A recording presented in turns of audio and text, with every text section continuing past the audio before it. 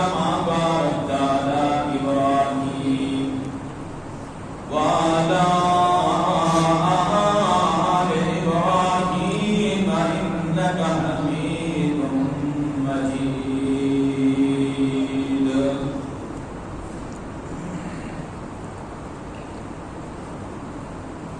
نہایت ہی قابل عزت احترام دوستوں بزرگوں، گزشتہ جمعے سے اللہ کے خلیل حضرت ابراہیم علیہ السلام کا مبارک تذکرہ آپ کے سامنے شروع کیا، اور چونکہ یہ عاشورہ جو پھر آتا مہینہ جو آنے کو ہے، بالخصوص اس میں قربانی کا عمل اور یہ ساری یادگاریں حضرت ابراہیم علیہ السلام کی ہیں، اسی مناسبت سے اللہ کے خلیل کا مختصر تذکرہ آپ کے سامنے کیا گزشتہ جمعے میں، اور ان کی پیدائش کن حالات میں ہوئی، کس ماحول میں ہوئی،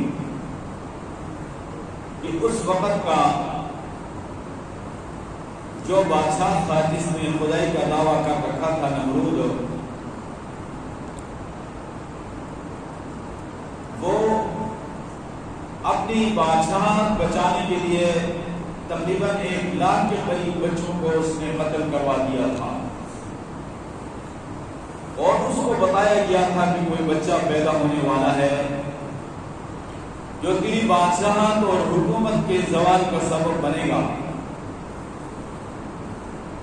ان حالات میں اللہ نے اپنے خلیل کی کس طرح حفاظت فرمائی، اور حضرت ابراہیم علیہ السلام ایک غار میں کس طرح پرورش پاتے رہے، یہ گزشتہ جمعے میں آپ کے سامنے میں نے بات کی۔ میں نے چونکہ ابتدا سے اللہ کے خلیل کا تذکرہ شروع کیا تاکہ ہم بالکل ان کی ابتدائی زندگی کے بارے میں جانیں، اور انشاءاللہ آگے مزید ان کی مبارک زندگی کے کچھ واقعات آپ کے سامنے ترتیب کے ساتھ عرض کروں گا۔ جب یہ غار سے باہر نکلے تو اس کائنات پہ انہوں نے نظر دوڑائی، مختلف قسم کی مخلوقات کو دیکھا، آسمان اور زمین کو دیکھا، سورج اور چاند کو دیکھا، تو اس میں غور و فکر فرمانے لگے، اور جو اللہ کا نبی ہوتا ہے اس کو ابتدا سے ہی اللہ کی معرفت حاصل ہو جاتی ہے، اور وہ اللہ کی نگرانی میں پرورش پاتا ہے۔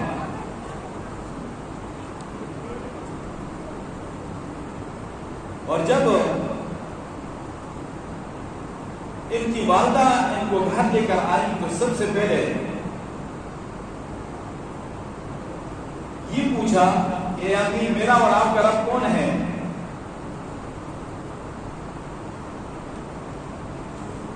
مررب کے یاؤ میں تو اس نے اپنے اس ماحول اور معاشرے کے مطابق ان کو جواب دیا کہ ہمارا رب کا مطلب ہے پرورش کرنے والا، تو کہا کہ تیرا باپ ہے۔ تو اگلا سوال یہ تھا کہ جو میرا باپ ہے اس کا رب کون ہے؟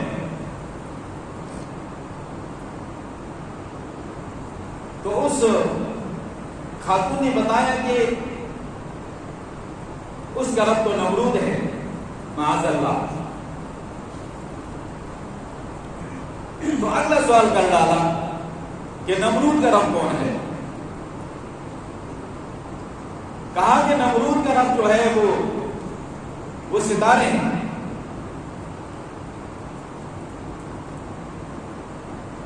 پھر سوال کر ڈالا کہ ستاروں کا رب کون ہے؟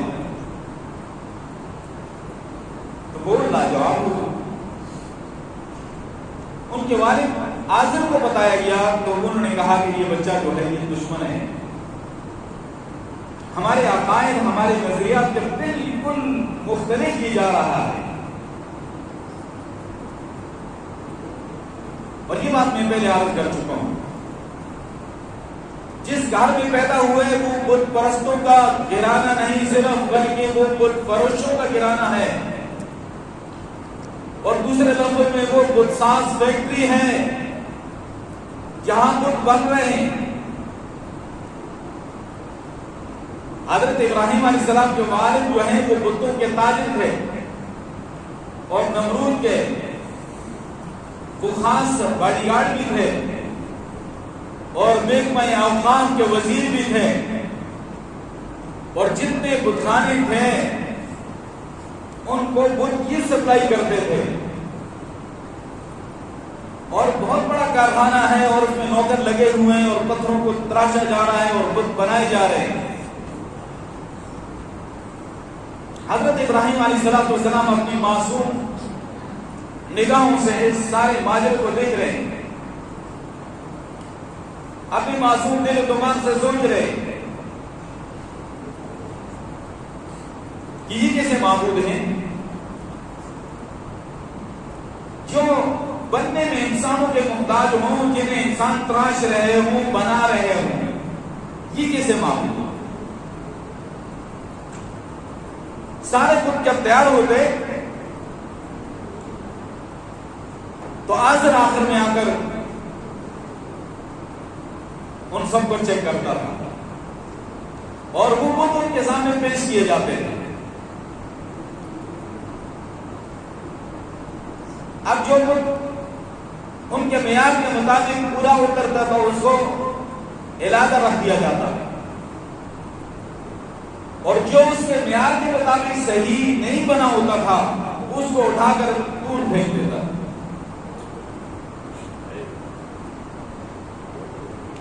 حضرت ابراہیم علیہ السلام دیکھ رہے ہیں اپنے بننے میں یہ اوروں کے محتاج ہیں، اور جس کو انسان چاہتا ہے تو سلیکٹ کر لیتا ہے، اور جس کو چاہتا ہے اس کو مسترد کر لیتا ہے۔ یہ کس طرح کے معبود ہیں؟ اپنے معصوم دل و دماغ سے سوچ رہے ہیں، دیکھ رہے ہیں۔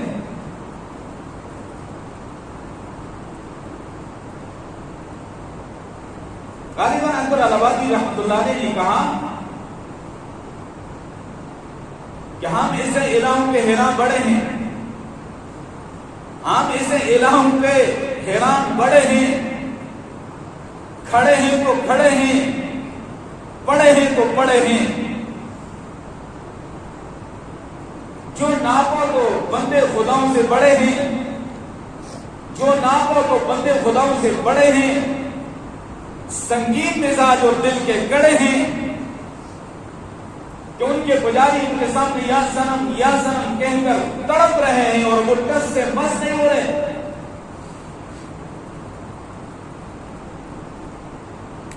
حضرت ابراہیم علیہ السلام نے سب سے پہلے ابھی بچپنا تھا، اور اپنے خاندان سے اور اپنے گھر سے آغاز کرنا شروع کر دیا، دعوت کا، اللہ کی وحدانیت کا۔ کفر کے ایوانوں میں سب سے پہلے توحید کا ڈنکا بجانے والا اللہ کا خلیل، اور سب سے پہلا بت شکن اللہ کا خلیل۔ عرب کو بتوں سے پاک کرنے والے اللہ کے خلیل، اور اللہ کے آخری نبی حضرت محمد رسول اللہ صلی اللہ علیہ وسلم ہیں۔ ان ہستیوں نے عرب سے بتوں کو ختم کیا۔ آج کے نام نہاد عرب وہ بڑے بڑے بتخانے بنا رہے۔ آپ کے سامنے ہے دبئی کا ماجرا کہ ابھی حال میں دنیا کا سب سے بڑا بتخانہ حرام مندر تعمیر کرایا،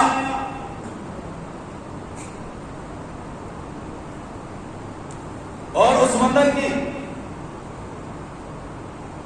جب سب کی بنیاد رکھی گئی اور اس کے لیے ہندوؤں کی جو رسومات تھی اس میں جناب علی وہاں کے سربراہ باقاعدہ طور پہ شامل ہوئے. یہ چیز ریکارڈ پر ہے.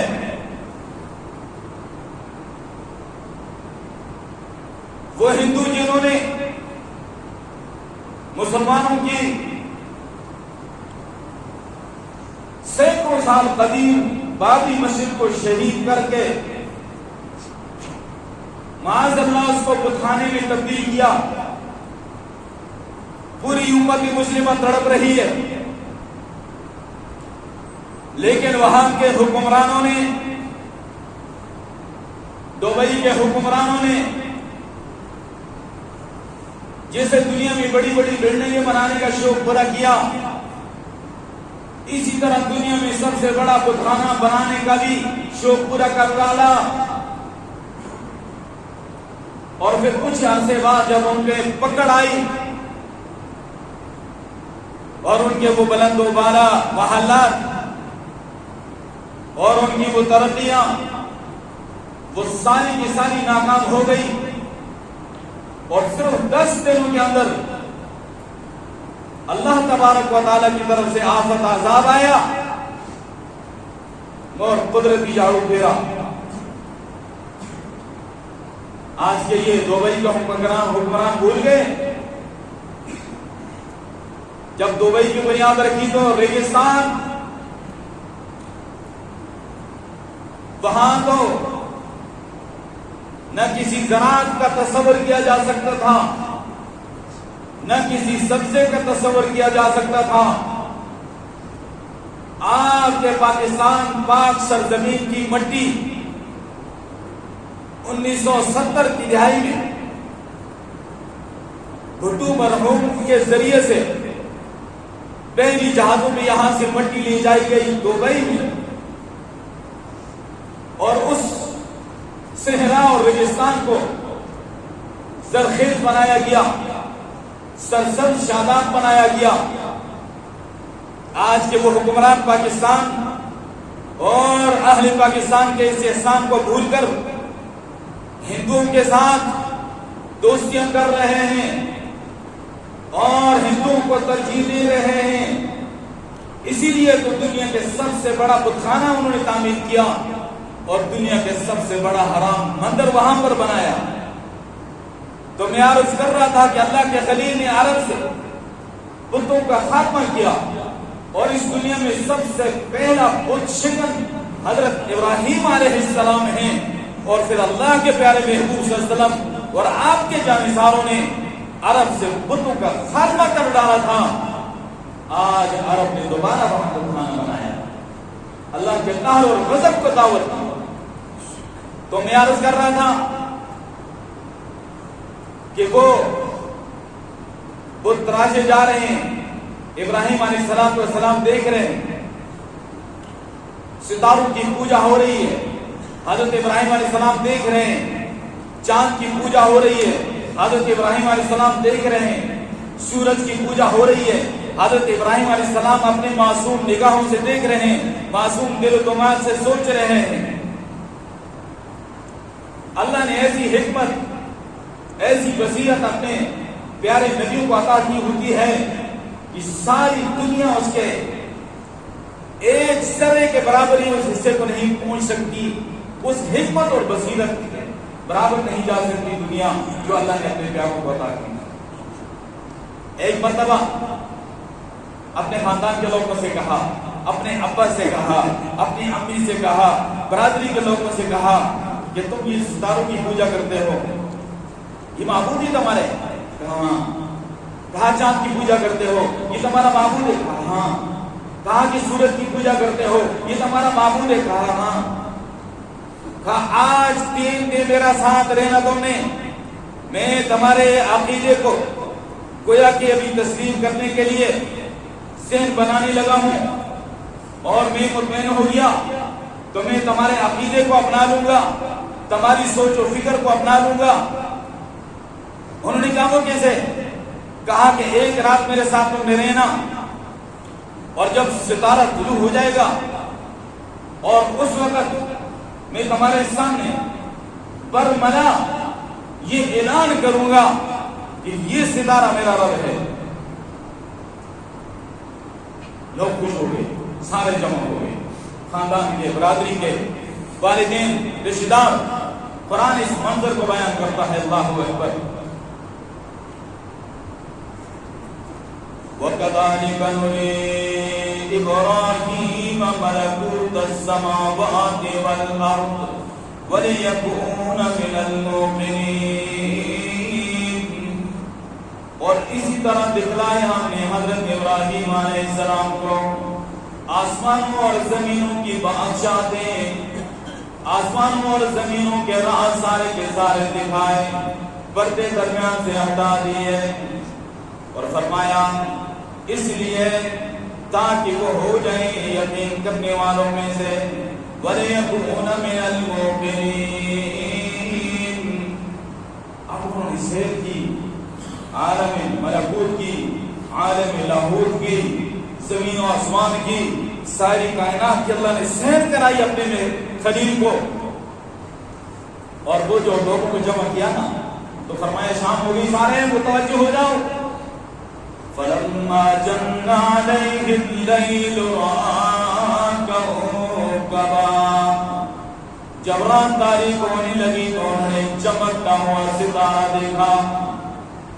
لوگوں کو مخاطب کر کے کہنے لگے، لوگوں وقتی طور پہ میں تمہارے عقیدے کو تسلیم کرتے ہوئے کہتا ہوں، قَالَ هَٰذَا رَبِّي، یہ میرا رب ہے۔ فرمایا میرے ساتھ رہنا، تمہارے عقیدے کی تائید کر دی اور مشروط طور پہ تمہارے عقیدے کو تسلیم کر لیا، میرے ساتھ رہنا۔ فَلَمَّا أَفَلَا قَالَ لَا أُحِبُّ الْآفِلِينَ۔ جب وہ ستارہ غروب ہو گیا تو فرمانے لگے، میں غروب ہونے والوں سے محبت نہیں کرتا، یہ اپنے اختیار سے غروب بھی نہیں ہوتا اور غروب بھی نہیں ہوتا، یہ کسی اور ذات کے اختیار میں اس کا غروب ہونا اور غروب ہونا ہے، اور اعلی سے ادنا حالت کی طرف کی جا رہا ہے، اس پہ یہ حالت طاری کرنے والی ذات کوئی اور ہے۔ فرمایا یہ معبود بننے کے لیے نہیں، اس کو تو سیٹ پہ کر دو۔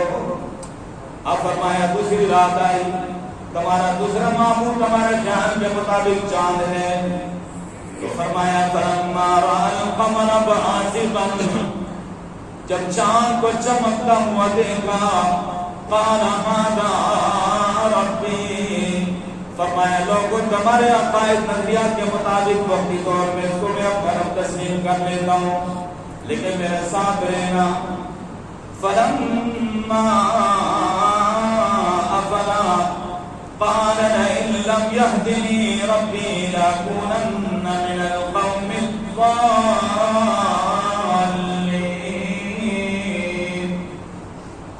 جب چاند بھی غروب ہو گیا تو فرمانے لگے، اگر میرے رب مجھے ہدایت نہ دیتا تو لَأَكُونَنَّ مِنَ الْقَوْمِ الضَّالِّينَ، میں گمراہ قوم میں سے ہو جاتا۔ یہ بھی رب بننے کے قابل نہیں ہے، اس پہ بھی آنے سے ادنا حالت طاری ہو رہی ہے، اس کو طلوع کرنے والا بھی کوئی ہے، اس کو غروب کرنے والا بھی کوئی ہے، اپنے اختیار سے نہ طلوع ہوتا ہے نہ غروب ہوتا ہے۔ اگر میرا رب میری رہنمائی نہ کرتا تو میں گمراہ سب لوگوں میں سے ہو جاتا۔ فرمایا اس کو بھی سیٹ پہ پھینکو، یہ معبود بننے کے قابل نہیں ہے۔ حکمت دیکھیے، بصیرت دیکھیے، سبحان اللہ۔ فرمایا کہ اس کے بعد دوسرا دن آیا تو فرمایا آج دن کی ڈیوٹی میرے ساتھ دینی ہے، تمہارا تیسرا معبود تمہارے قول کے مطابق، نظریے کے مطابق سورج ہے۔ تو فرمایا فَلَمَّا رَأَى الشَّمْسَ بَازِغَةً قَالَ هَٰذَا رَبِّي هَٰذَا أَكْبَرُ۔ جب سورج کو چمکتا دمکتا دیکھا تو فرمانے لگے، اور لوگوں توجہ کرو تمہارے خیال نظریے کے مطابق یہ میرا رب ہے، ہاذا اکبر، یہ ان ساروں سے بڑا ہے، زیادہ چمکدار ہے، زیادہ روشن ہے۔ فلما افلت قال یا قوم انی بریء مما تشرکون۔ جب سورج بھی غروب ہو گیا تو فرمایا میرے قوم بے شک میں بری ہوں سے جن کو تم اللہ کا شریک ٹھہراتے ہو یہ سورج بھی معبود ہونے کے قابل نہیں ہے، اپنے اختیار سے طلوع بھی نہیں ہو سکتا، اپنے اختیار سے غروب بھی نہیں ہو سکتا، اس پہ آنے سے ادنا حالت جو تحریک کرنے والی ذات ہے وہی معبود ہے، اور یہ کسی اور کے اختیار میں ہے، اس کو بھی سیٹ پہ کر دو، یہ معبود ہونے کے قابل نہیں۔ فرمایا کہ اس طرح اصلاح کی، اور اس کے بعد اپنا عقیدہ پھر بیان کیا، انی وجہت وجہی للذی فطر السماوات والارض حنیفا، بے شک میں نے اپنے چہرے کو اس ذات کی طرف متوجہ کر دیا جس نے زمین و آسمان کو نئے سرے سے پیدا کیا، میں یکسو ہو کر اس کی طرف متوجہ ہونے والا ہوں، سب سے ہٹ کر سب سے کٹ کر صرف اللہ کے در پہ میں جھکنے والا ہوں، یہ زمین یا صرف اللہ کے سامنے جھکے گی، وما انا من المشرکین، اور میں مشرکوں میں سے نہیں ہوں۔ اب یہ سورج کو، چاند کو، ستارے کو کس طرح نفی کی اور کس طرح قوم کو سمجھایا، اور اس کے بعد پھر اپنے والد محترم کو خصوصی دعوت دی، ایک عمومی دعوت ہوتی ہے، اور بڑے ادب کے ساتھ آداب فطری کو ملحوظ رکھتے ہوئے، ادب احترام کو جو ہے ملحوظ رکھتے ہوئے، خیر خائی کا جذبہ دل میں رکھتے ہوئے، محبت احترام کا جذبہ دل میں رکھتے ہوئے بڑے ادب کے ساتھ اپنے باپ کو مخاطب کیا۔ اللہ کو مشکل ہوتا ہے اپنے باپ کو کسی اس طرح کے مسئلے میں سمجھانا جو اس کا سلسلہ چلا رہا ہے۔ اسی بات یاد آئی سب اور عبرت ناز کرو، والد محترم اللہ تعالیٰ نے ان کو بڑی سعادت بخشی، حاجت گزار بھی تھے اور حج کی گزار بیرون ہم سفر سارے اس سے پہلے کی بات ہے۔ ایک رواج ہے کہ جب مردہ فوت ہو جاتا ہے، جنازہ ہو جاتا ہے، تو اس کو کہتے ہیں ہیلا یا سماعت، اور یہ پرانے دیہاتی قسم کے مولویوں نے لوگوں کے دلوں میں بٹھایا ہوا تھا، اور کہتے ہیں یہ فدیہ ہوتا ہے جی، اور وہ وہاں پر کوئی چھوارے تقسیم کر رہا ہے، کوئی نوٹ تقسیم کر رہا ہے، کوئی کیا تقسیم کر رہا ہے۔ میں نے منع کیا تو مجھے ڈانٹ دیا، میں خاموش ہو گیا۔ کئی دفعہ اجتماع سے باہر تو بات سنی بھی جاتی ہے اور مانی بھی جاتی ہے، تو الحمدللہ وہ چرپائی پہ بیٹھے، میں نیچے بیٹھ گیا، سامنے میز تھی، اس پہ کتاب کھول دی، ایک ایک ورقہ کھول دیا، سنا رہا ہوں سنا رہا ہوں سنا رہا ہوں سنا رہا ہوں، الحمدللہ سمجھ آ گیا۔ اسی ٹیم پر میں اللہ کو جو معاف کر دیا، آج تک جو خلاف شریعت کام مجھ سے ہوا، علاقے کا بڑا ہونے کی نسبت سے لوگ مجھے یاد کرتے تھے، آج مجھے یہ بات سمجھ آئی ہے کہ شریعت میں اس کا کوئی تصور نہیں ہے، یہ تو ایک رسم ہے، ایک رواج ہے۔ جہاں تک فدیہ کا معاملہ ہے تو وہ ایک علیحدہ چیز ہے کہ نماز کا فدیہ دینا ہے، روزے کا فدیہ دینا ہے، خدا نخواستہ کسی انسان کے ذمہ زکوٰۃ رہ گئی ہے تو جناب وہ زکوٰۃ ادا کرے گا، صاحب استطاعت تھا حج نہیں کر سکا حج بدل کرے گا، یہ ساری چیزیں علیحدہ ہیں، اس کے ساتھ کوئی تعلق نہیں۔ یہ دھوم رچایا ہوا تھا وہ دیہاتی مولویوں نے اپنے پیٹ پالنے کے لیے، اور ان کے ساتھ کچھ لوگ ملے ہوئے تھے اور سارے مل کے آپس میں تقسیم کرتے تھے۔ اللہ کے شکر ہے وہ کہتے تھے جو بدعت کے پجاری مولویوں کو ہم نے پکڑا، جو لوگوں سے وہ جمع کی ہوئی رقم اپنی جیب میں ڈال رہے، اور میں نے کہا کہ مجھے آج سمجھ آیا کہ یہ علماء حق مسئلہ کیوں بیان نہیں کرتے۔ اللہ کی قسم میرے باپ کے برابر تھا عمر میں، بزرگ تھا بڑا، مجھے کہا کہ اب یہاں سے آگے میں آپ سے آگے لے جاؤں گا، نماز کے ٹائم ہوا میں بچہ تھا کہ نماز آپ نے پڑھا، میرے باپ کا قصہ تھا۔ تو کہنے کا مطلب یہ ہے کہ حق بات کو بیان کرنا، خاندانی روایات سے ٹکر لینا، خاندانی رسومات کو توڑنا بہت مشکل کام ہے۔ اس کی وجہ سے بہت سارے لوگ بیچارے بھٹک گئے، وہ کہتے ہیں ہمارا آبائی طریقہ یہ خاندانی روایات یہ ہیں، خاندانی رسومات یہ ہیں، ہم خاندانی روایات کو نہیں ٹھکرا سکتے، اس سے بغاوت نہیں کر سکتے، خاندان سے کٹ جائیں گے، خاندان ناراض ہو جائے گا، ناک کٹ جائے گی، بھلا اور اس کی وجہ سے بیچارے بھٹک رہے ہیں، قرآن و حدیث اور شریعت کو چھوڑ کر بدعات اور خرافات میں پڑے ہوئے ہیں۔ تو بہرحال حضرت ابراہیم علیہ السلام نے اپنے والد کے سامنے ان کو خصوصی دعوت کیسے دی، اور کس طرح آداب فطری کو مضبوط رکھتے ہوئے، ادب احترام کو مضبوط رکھتے ہوئے، خیر خیر کا جذبہ دل میں رکھتے ہوئے کس طرح جناب علی اپنے والد کو دعوت دی۔ میرے پاس ٹائم پورا ہو گیا انشاءاللہ۔ انہوں نے جو خصوصی دعوت دی تھی اپنے والدین کو، وہ میں انشاءاللہ آئندہ آپ کے سامنے رکھوں گا۔ اللہ ان مقدس ہستیوں کی سچی محبت ہمیں نصیب فرمائے۔ وآخر دعوانا